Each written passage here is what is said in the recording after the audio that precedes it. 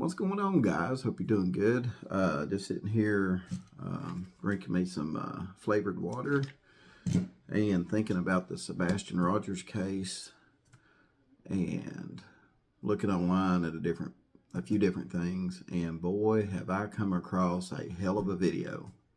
I forget what news station it is. I don't know if it may be a local news station, but with Sebastian Rogers going missing, we do know that he was reported leaving his house in the middle of the night while his mom was at home with him. Of course, she was, asleep and supposedly didn't hear him leave, and didn't notice until around 6 a.m. the next morning. The police were called. We're going to talk a little bit more about that tomorrow. We're going to talk a little bit more about that in tomorrow's video. But the police were called. Everybody shows up, and the search for Sebastian Rogers officially begins. And as I'm sitting here thinking about the Sebastian Rogers investigation, I run across this video of it's a news video of a girl up here in Jefferson County, Tennessee, another child in Tennessee. And guys, when I tell you this, it's the exact same scenario. Both kids, both this little girl and Sebastian were autistic. The only difference is their age. She's a lot younger than Sebastian, and she was nonverbal. Okay, Sebastian was verbal. This girl was nonverbal. As far as I know, Sebastian was verbal. So let me say, as far as I know, Sebastian was verbal. But you have two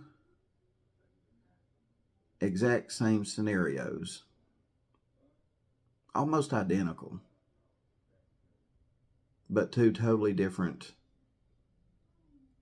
outcomes when it comes to tracking both of them down. Like, they both left the house in the early morning hours. 911 was called in both, rescue was called in both cases. Very similar. Both kids had autism.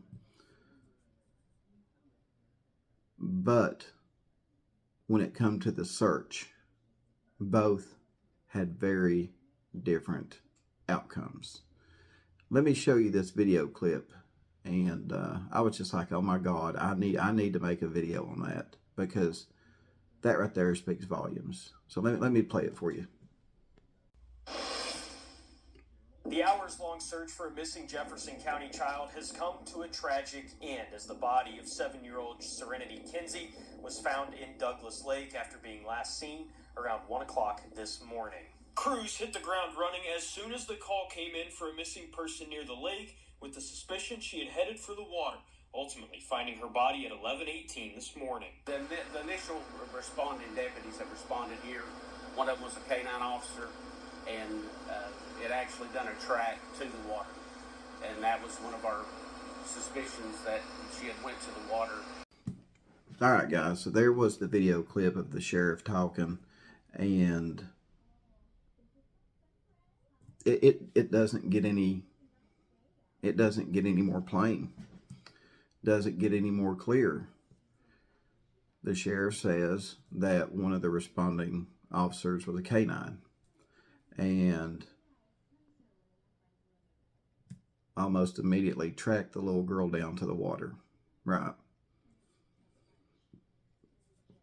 Why? And now when you hear the guy that is over the official search for Sebastian Rogers, when you hear him, he says that, to his knowledge, there was no track of Sebastian. To his knowledge, there was no track of Sebastian.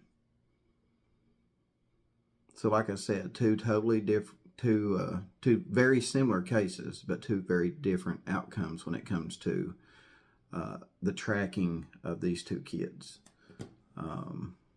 You know, again, she had autism. She was very much younger than Sebastian.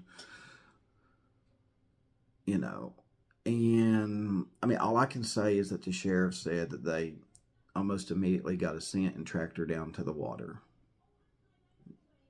It really bothers me, and again, that's one of those things where the head over the search at Sebastian Rogers, him saying there wasn't, to his knowledge, there was no tracking of Sebastian. It was just like there was no sign of him, period. That concerns me. I have to say that concerns me, and that is another thing that, doesn't look good for Chris and Katie Proudfoot, especially Katie. Because Katie was there with him, and that this whole situation is very weird and suspicious. But I mean, I would have thought that the dogs, just like in this little girl's case up here, I figured that Sheriff Craddock would have been like, yeah, we tracked him to the road, or we tracked him to a retention pond, and, or we tracked him somewhere, right? Just like the sheriff said up here, they almost immediately tracked her down to the water, and that was, their worst fear. But they tracked her. Why are we not getting that in the Sebastian Rogers investigation? Again, I was just like, oh my God. Yeah, this is going to be my video tonight that I talk about. So I want to bring attention to that. I want to bring attention to these two cases. And again, I'm not saying Chris and Katie had anything to do with Sebastian's disappearance, but these are questions, suspicions, and it really doesn't help that police haven't come out and cleared, or been able to clear, Chris and Katie, right? It doesn't help that they've not been able to come out and clear Chris and Katie. So, I don't know, guys. I had an oh my God moment when I seen that news video, and I thought, yeah, that's what I'm going to do my video on tonight about Sebastian Rogers. So let me know what you think about it. Let me know what you think about the whole video.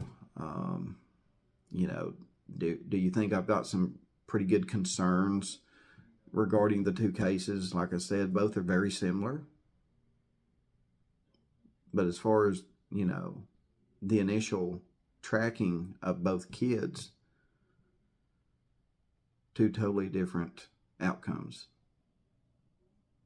And that bothers me. That bothers me.